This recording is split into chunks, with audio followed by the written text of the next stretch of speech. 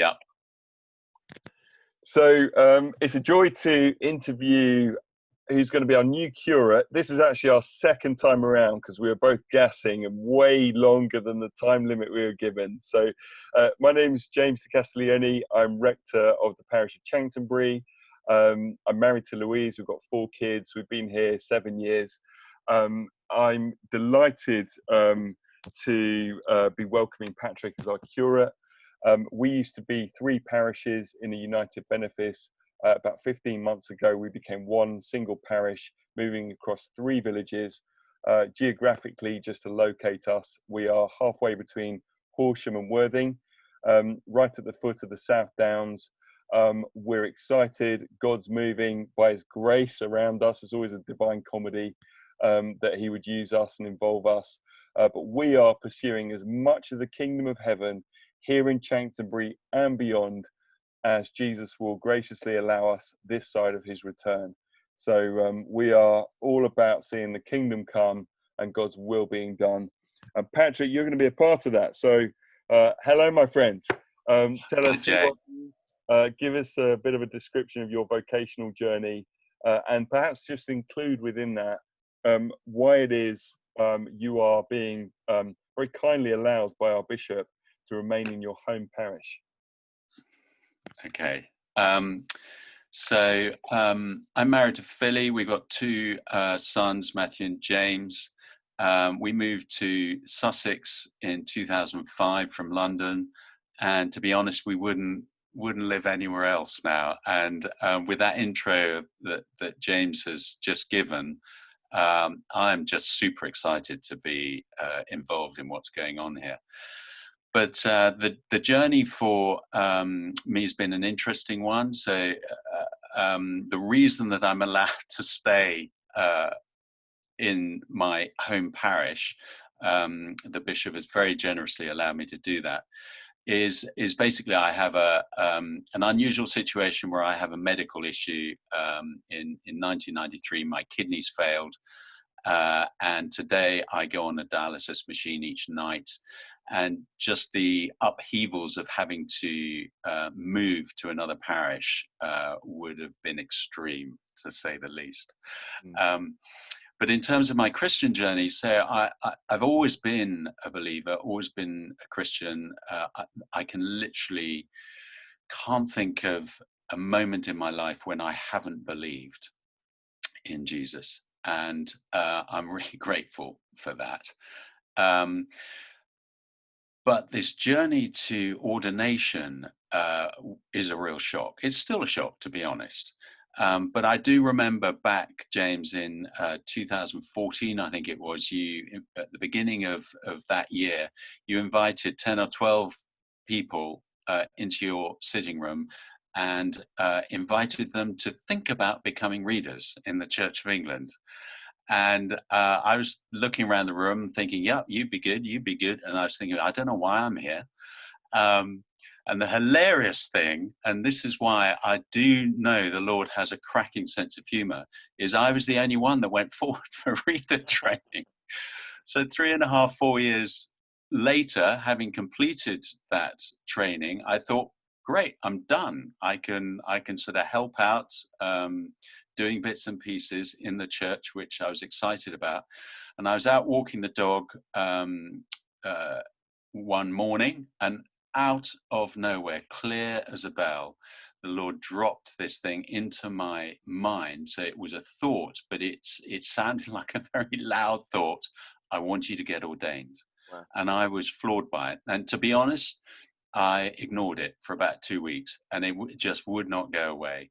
And when I finally sort of said, okay, I'm just going to respond to this, I actually contacted somebody I got to know quite well, Rebecca Swire, while I was doing reader training, and said, listen, I've had this thought. It's very clear. I know he's saying this. What do you think? And she said, well, it's no surprise to me. And before I knew it, the ball was rolling really, really fast. Well, we're so glad you finally caught up with the truth that we've all known, Patrick. give us your take on what the greatest challenges are facing the church in the immediate future and longer term as your ministry is going to unfold post ordination.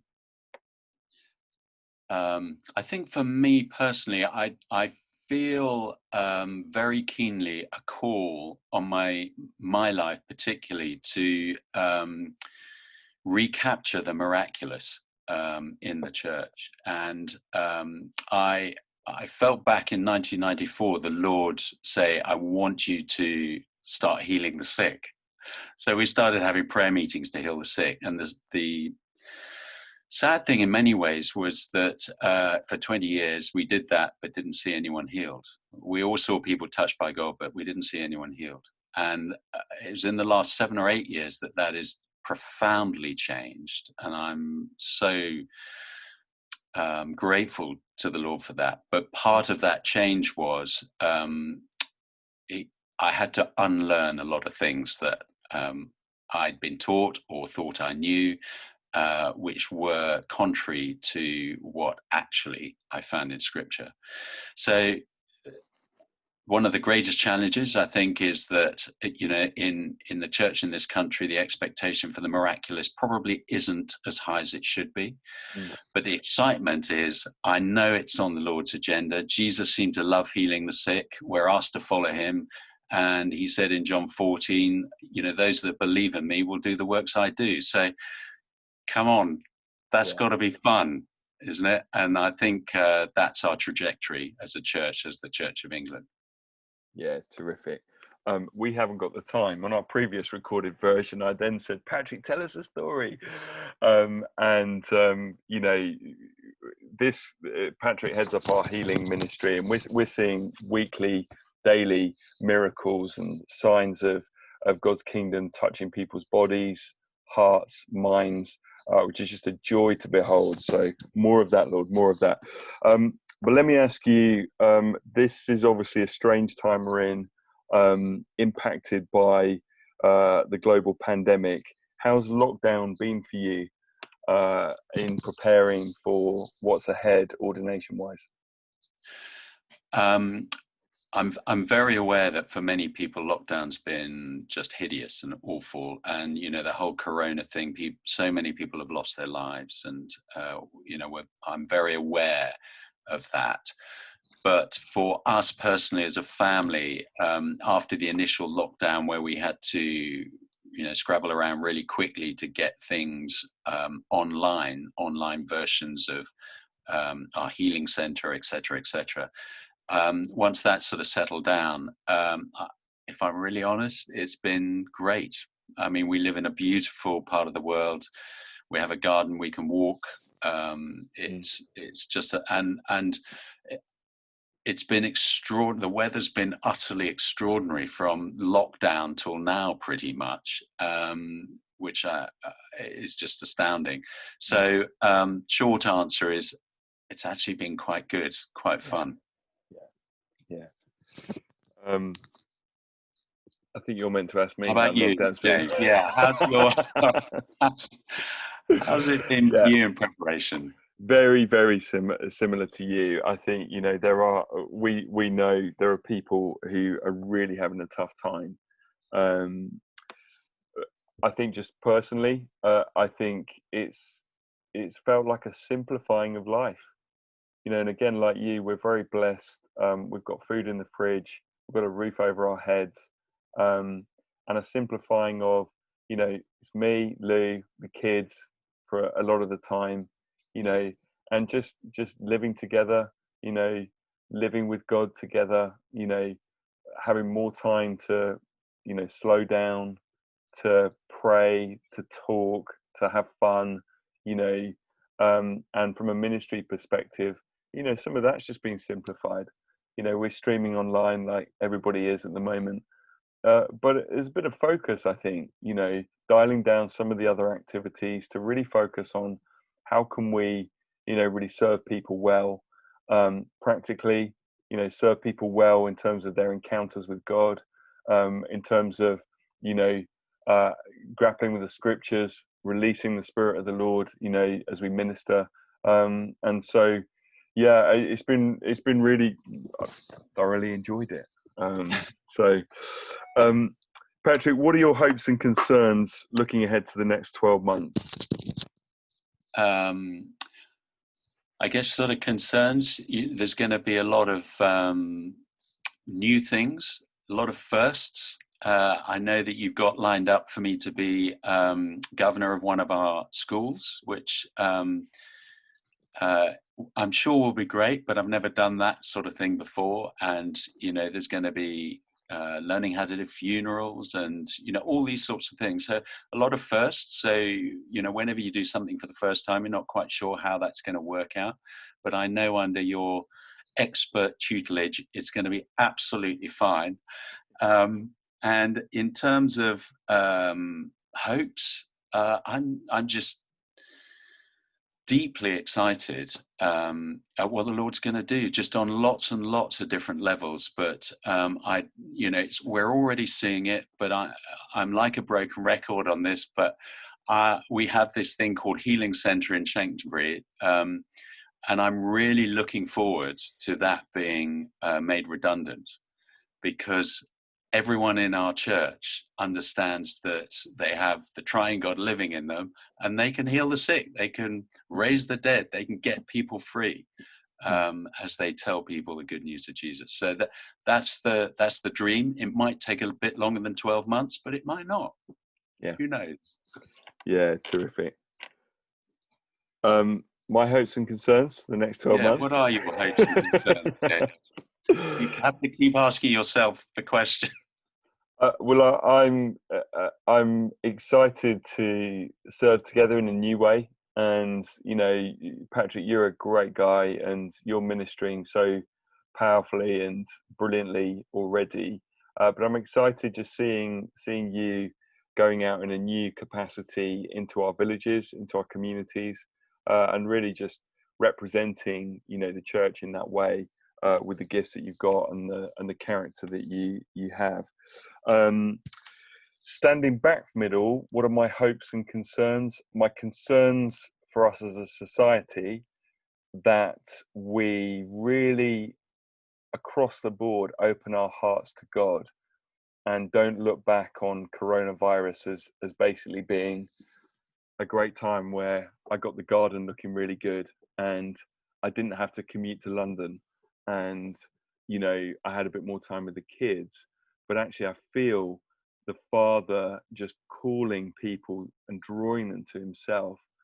And so for me, my concern is I don't want this opportunity for people to really find God to be lost. And so I'm really just sowing in prayer just for everyone outside the church and for us as a country, to really find God. And so my great hope within that is,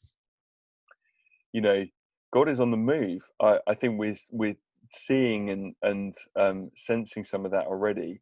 But he's the same yesterday, today, and forever, and he's never not wanting to reach people, to show them his love, to come into their lives with his power and his presence, and to do what he loves to do, which is restore lives and to release revelation of his goodness and to transform the world. So I'm excited for all that's ahead. But Patrick, before I get into a mini preach, let me ask you, what's the single thing that gives you hope for the future of Christianity in our country? One of my, well, I have many favorite verses, but one of them is John 10:10. It's super short but very profound, where Jesus says, "The thief comes to kill, steal, and destroy, but he, Jesus, says, I have come that you might have life and have it more abundantly." And I think that is the what the church, what Christians have to offer our society.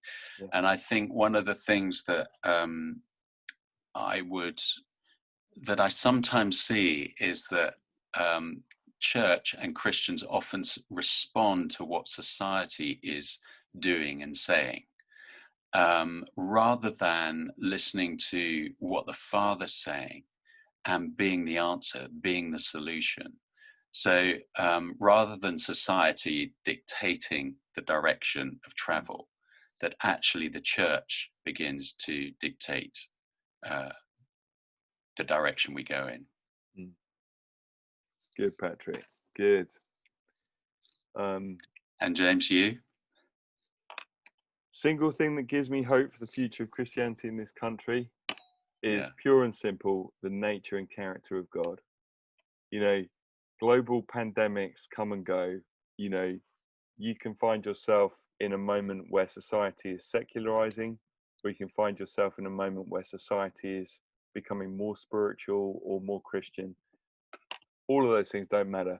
Jesus is the same yesterday, today, and forever. And, you know, Jesus promised, I will build my church, and even the gates of Hades will not be able to prevail against it. So, you know, God is the same. You know, his power and his presence are the same in our lives. He's promised to give us everything we need. He's not sent us out on a failing mission. You know, he's not setting us up to lose. He said, go and make disciples of all nations.